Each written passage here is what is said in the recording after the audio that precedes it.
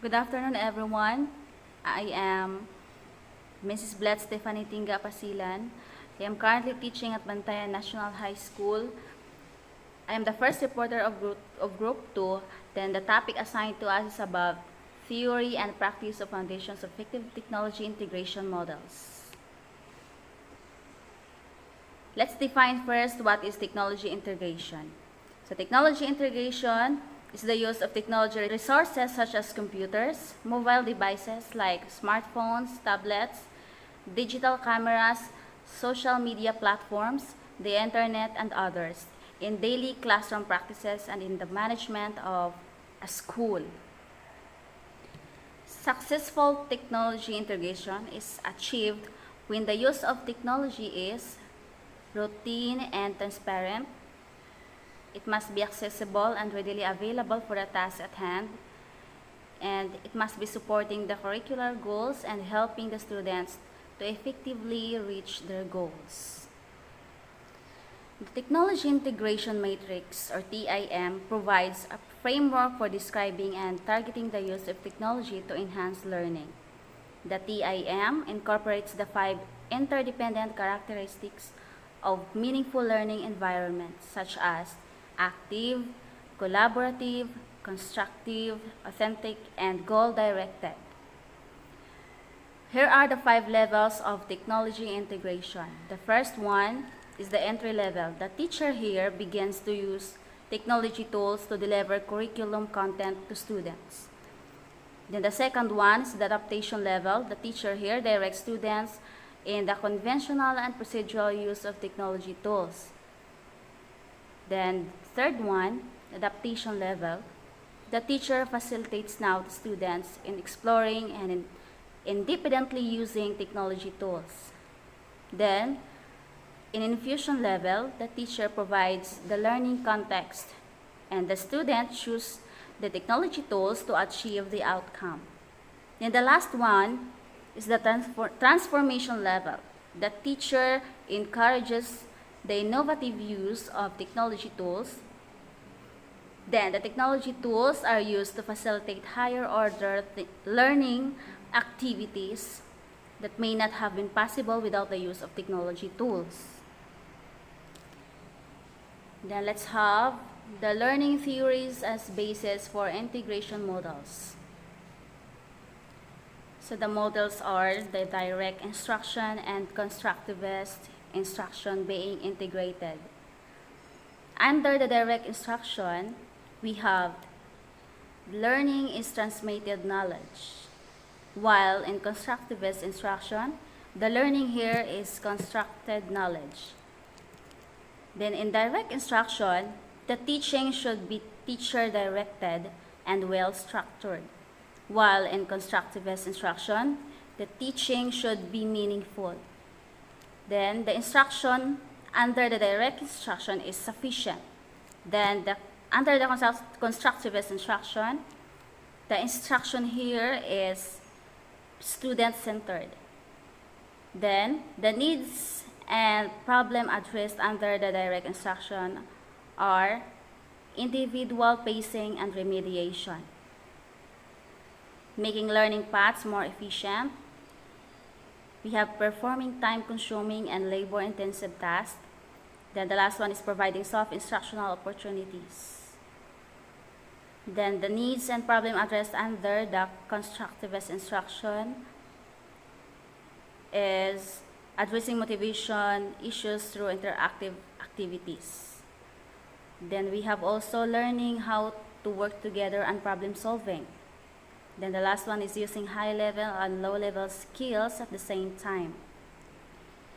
Then technology integration strategies based on each model. We have 2 models here, directed models and constructivist models. Under the direct models, we have this characteristic remedy, identified weakness or skill deficits, promote fluency or automaticity of prerequisite, provide efficient self-paced instruction, then support self-paced review of concepts. Then under the constructivist models, we have foster creative problem solving and metacognition.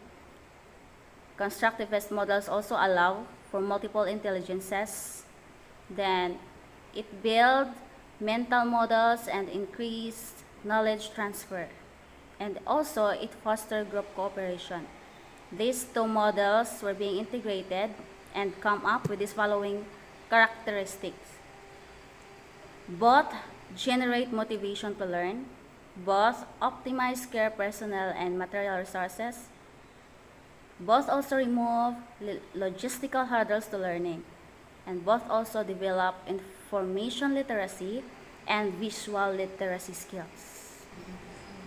I am Jesame Humawan of Piasa, currently teaching at Bantayan National High School. So let us proceed to our next topic, which is directed technology integration strategies theoretical base. So first we have B.F. Skinner, the founder of behaviorist theory. So this theory treats learning as a response to stimulus. The brain's processes are not considered and viewed as a black box. It also believed that teachers' job was to modify students' behavior, the mastery learning.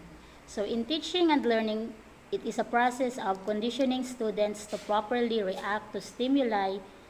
It is to provide incentives and technology that can help facilitate this. For example, we have the drill and kill practices.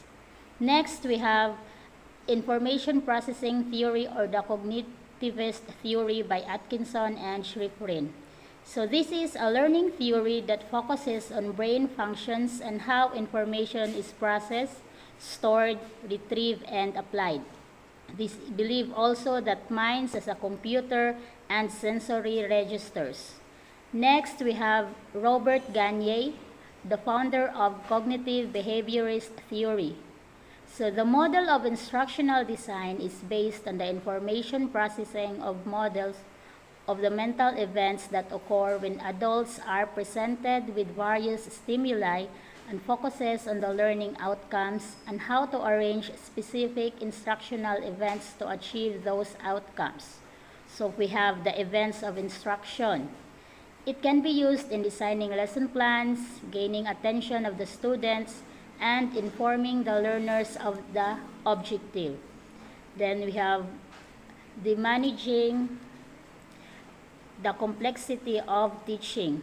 This ensures an effective and systematic learning program, as it gives structure to lesson plans and holistic view to the teaching process. So next we have the inquiry-based technology integration strategies theoretical base. We have John Dewey, the founder of social activism theory, or constructivism. So this theory believes that learning as a social experience. It also believes that learning must be hands-on, based on experience, and is most effective when students work collaboratively with other students on similar tasks. And lastly, we have constructivism, which focus on children acquiring knowledge by constructing inquiry within their environment. Next, we have Lev Vygotsky, the founder of scaffolding theory. This theory is to help learners achieve independence. Vygotsky outlined scaffolding as a tool for growth. Learners complete small, manageable steps in order to reach the goal. Learning as a cognitive building process. Then the zone of proximal development. This refers to the range of ability an individual can perform with the guidance of an expert but cannot yet perform on their own. Then we have Jean Piaget, the founder of cognitive development theory. This suggests that intelligence changes as children grow. It occurs through the interaction of innate capacities and environmental events, and children pass through a series of stages. These stages of developments are sensory motor, pre-operational, concrete operational, and formal operational stage. Then we have Jerome Bronner, the founder of instructional support for child development. So the discovery learning is a method that encourages learners to build on past experiences and knowledge, use their intuition, imagination, and creativity, and search for the new information to discover facts, correlation, and new thought. So then the last type of theoretical based is the multiple intelligence theories.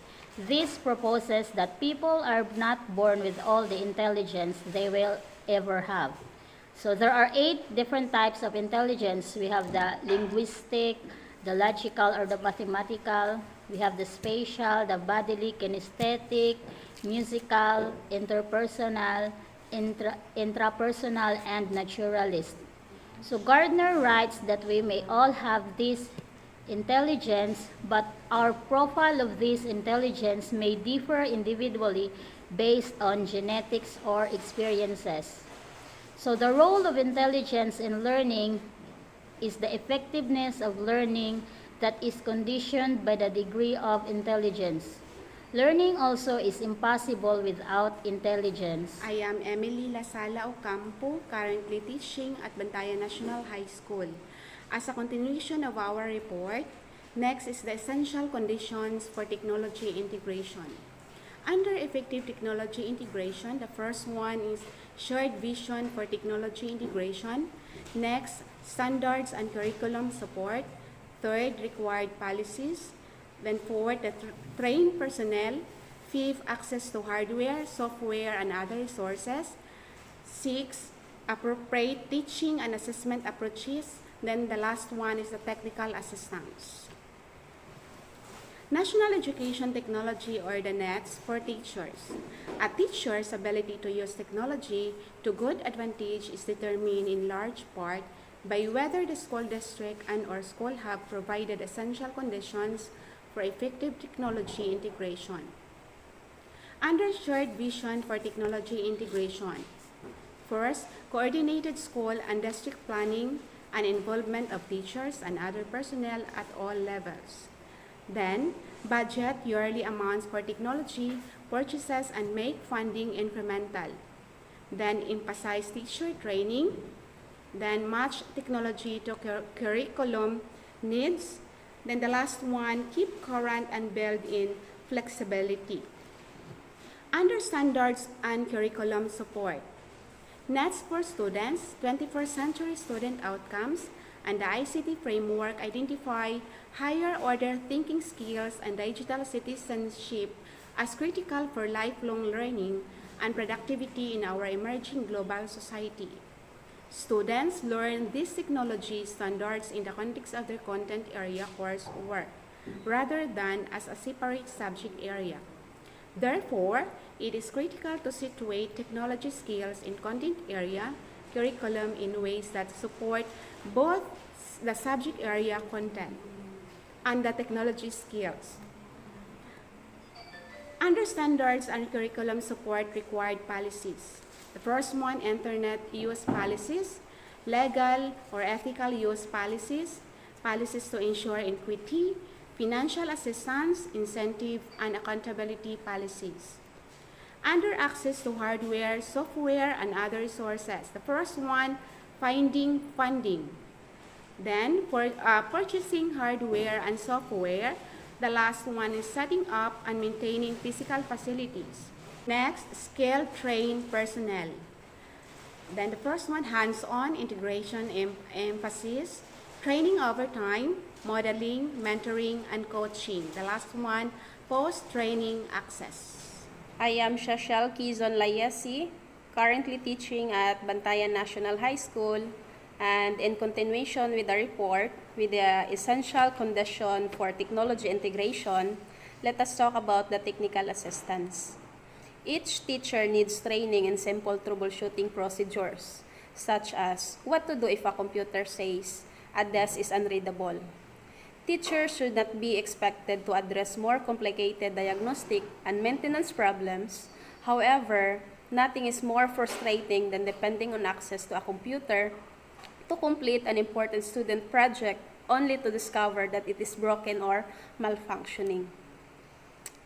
The appropriate teaching and assessment approaches. Models of technology integration range from relatively passive uses, for example, teachers reviewing a topic with a PowerPoint presentation, to more interactive, hand-on uses, like for example, the students using word processing for students' report or internet researches for research, or creating hypermedia products to communicate research findings. Each technology integration strategy is appropriate depending on the instructional need, and teachers should be encouraged to use all of them. Assessment practices will vary with the technology integration model. The critical factor is matching the teaching strategy with an appropriate assessment strategy. Based on the diagram of the appropriate teaching and assessment approaches, there are 4. Those are the substitution, redefinition, modification, and the augmentation. The substitution is a technology tool takes the piece of another tool but with no change in the actual activity. Like for example, uses work processor instead of typewriter to type a paper. Redefinition. Technology tools completely alter the nature of the task. For example, students work together on a project, collaborating online with others at a distance and using word processing, graphics, and presentation software to create, share, and discuss their work, just like what we do now. Next is the modification. Technology tools allow substantial changes in the nature of the activity. For example, students work on a written product in a Word, editing and improving it using online tools and other features. The augmentation. A technology tool takes the piece of another tool but changes and improves the activity. For example, use word processing tools to check spelling and improve word choice and grammar. So those are the 4 appropriate teaching and assessment approaches. Next, engagement community. We all know that technology has the most impact on achieving educational goals when schools involve the entire local community. This means holding public forums about technology initiatives, bringing community members into the classroom, educating those who can play key roles, or fostering partnerships among schools, businesses, corporations, individual and entrepreneurs, and educators. Businesses often partner with school programs to make a dream a reality. This is not the only way to extend school technology budgets, but it also brings many talents together to work toward a common purpose, which is the school's improvement.